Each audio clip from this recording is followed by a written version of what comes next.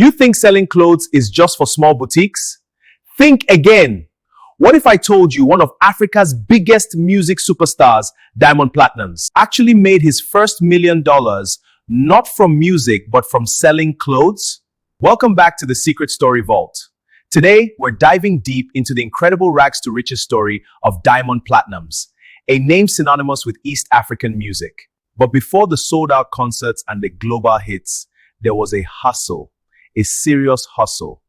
We're talking about how he built his initial fortune. His very first million from a business most people overlook, selling clothes. Stick around because we're breaking down the strategy, the challenges, and the mindset that turned a young entrepreneur into a music icon. You're going to learn a ton about building a brand and making money, even when you start with next to nothing. This isn't just a biography. It's a blueprint for anyone grinding toward their own first million. We'll show how Diamond used smart side income, strategic reinvestment, and market understanding to bootstrap his dreams. If you're watching this, thinking, I need extra cash to fund my passion, this episode is packed with practical, actionable steps you can start today. So, let's set the scene. Diamond Platnumz, born Nasib Abdul Juma Isaac, didn't grow up with a silver spoon. Far from it. He grew up in Tandale, a densely populated and often impoverished area of Dar es Salaam, Tanzania. Life was tough. Resources were scarce. And for a young man with big dreams, the conventional paths just weren't cutting it. He had a passion for music, sure, but passion doesn't always pay the bills, especially when you're trying to break into a competitive industry. Here's the thing. Many artists focus solely on their craft. But Diamond understood something crucial early on: diversification. He knew he needed multiple streams of income to survive and, more importantly, to invest in his music career. And where did he find that opportunity? In the most accessible market he could think of, clothing. At around 17 to 18 years old, 2006 to 2007, Diamond was already juggling odd jobs, selling second-hand mitumba clothes in local markets, pumping gas at a fuel station, and even doing freelance photography at weddings. He came from a low-income family, and money for studio time was almost impossible to find.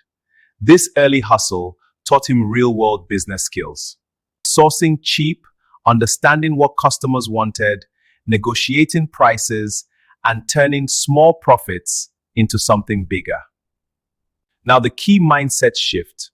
He didn't see selling clothes as just a job. He saw it as seed capital for his bigger vision in music. Now, when we say selling clothes, don't picture a fancy storefront. We're talking about the grassroots level.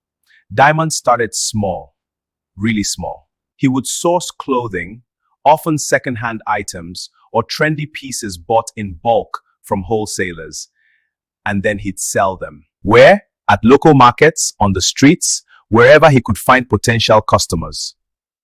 Now, his advantage: he was young, energetic, and incredibly resourceful. He understood the local trends, what people wanted, and crucially, how to connect with them. He wasn't just a vendor, he was building relationships. He talked to people, understand their needs, and offer them stylish, affordable options. This hustle wasn't just about making quick cash. It was about learning the fundamentals of business: supply and demand, customer service, and profit margins. He would buy mitumba, the second-hand clothes, in bulk at low prices, clean and sort them, then sell at a markup in busy areas of Dar es Salaam. This taught him pricing strategy, inventory management, and customer psychology, skills that later helped him market his music and build the Wasafi empire. Many young hustlers quit when sales are slow, but Diamond stayed consistent, reinvesting every extra shilling instead of spending it. So you need to master the basics: sourcing low, adding value, and selling with relationships. These fundamentals never go out of style and can fund any bigger goal. Drop in the comments below, what was your very first hustle? I'd love to hear your stories. Now, this is where the story gets really interesting. The money Diamond made from selling clothes wasn't just for him to live on. He had a bigger vision. He was pouring every spare shilling, every dime he earned, back into his music. Studio time was expensive. Producing quality tracks cost money.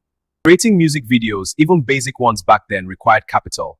So while other aspiring musicians might have been waiting for a record deal or a lucky break, Diamond was creating his own opportunities. The clothing business was his seed capital. It was the engine that funded his dreams. This is a powerful lesson.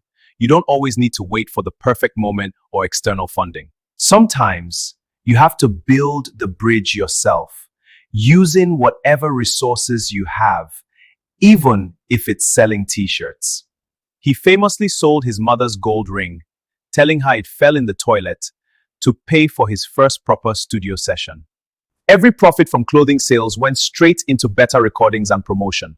By 2009 to 2010, aged 20 to 21, hits like Nenda Kamwambie and Mambagala started paying off because he had invested consistently.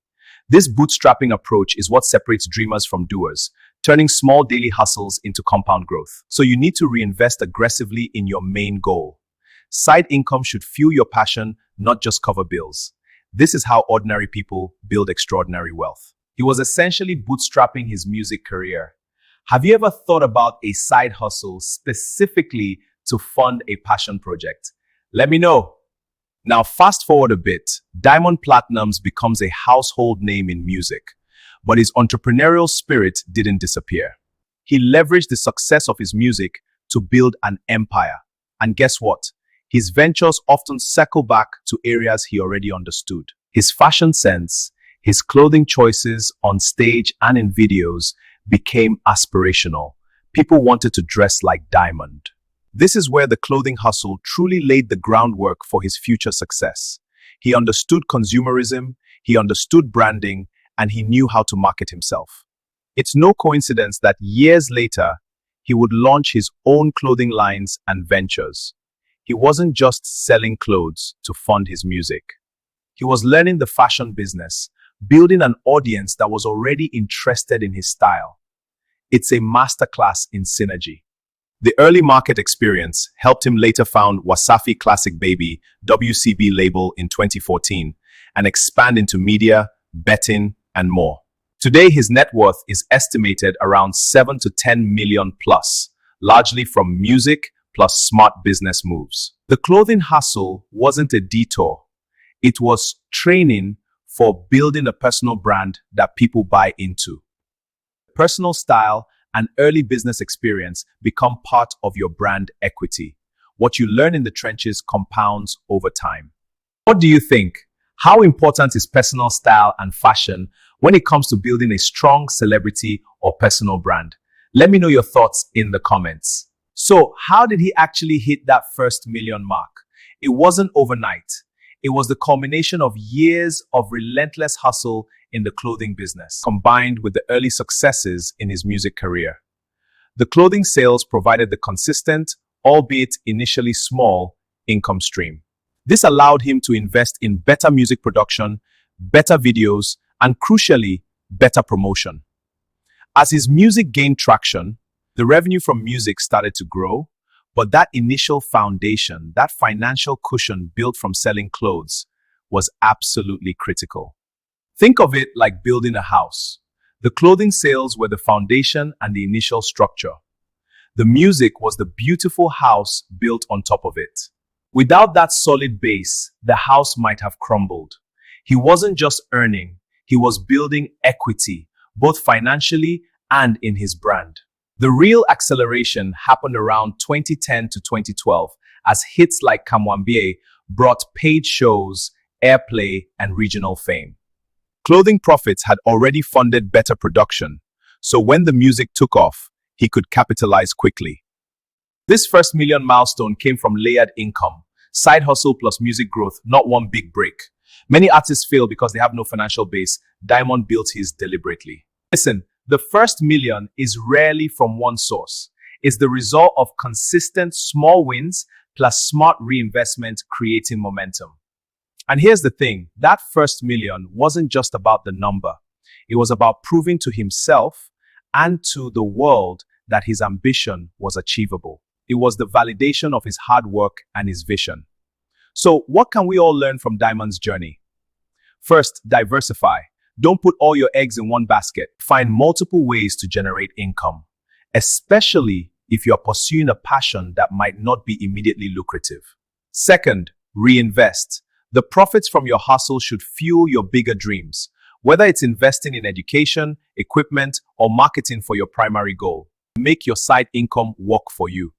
Third, understand your market. Diamond knew who he was selling to. He knew their needs and their budget. Deep market knowledge is key to any successful business. Fourth, build relationships. Business is often about people. Treat your customers well, and they'll become your best advocates. And fifth, be patient and persistent. Hitting big financial goals takes time. Diamond didn't become a superstar overnight. His journey involved years of grinding. Sixth, bootstrap with what you have. Diamond didn't wait for investors or a label. He created his own capital. This mindset of resourcefulness is what high earners use to turn small opportunities into empires. Today, with digital tools, anyone can start a side hustle, online resale, content, services to fund their main goal. The difference between average and exceptional is treating every small win as investment capital. Which of these lessons from Diamond's story resonates most with you and your own goals? Let me know in the comments which point you're going to focus on. All right, we've covered a lot of ground today.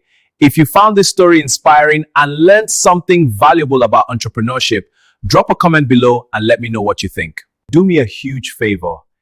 Hit that like button. It really helps the channel grow. And if you haven't already, make sure you subscribe and turn on notifications so you don't miss out on more stories like this, breaking down the success of global icons and entrepreneurs. Thank you so much for watching. It's fascinating to see how someone like Diamond Platnumz built his empire from the ground up, starting with something as fundamental as selling clothes. It's a testament to his drive and business acumen. Next week, we'll be diving into another incredible success story. You won't want to miss it. Until then, keep hustling, keep dreaming big. And remember, your current side hustle, no matter how small, can become the foundation for something much bigger if you treat it strategically. Diamond proved that. So start today, stay consistent, and reinvest wisely. See you in the next one.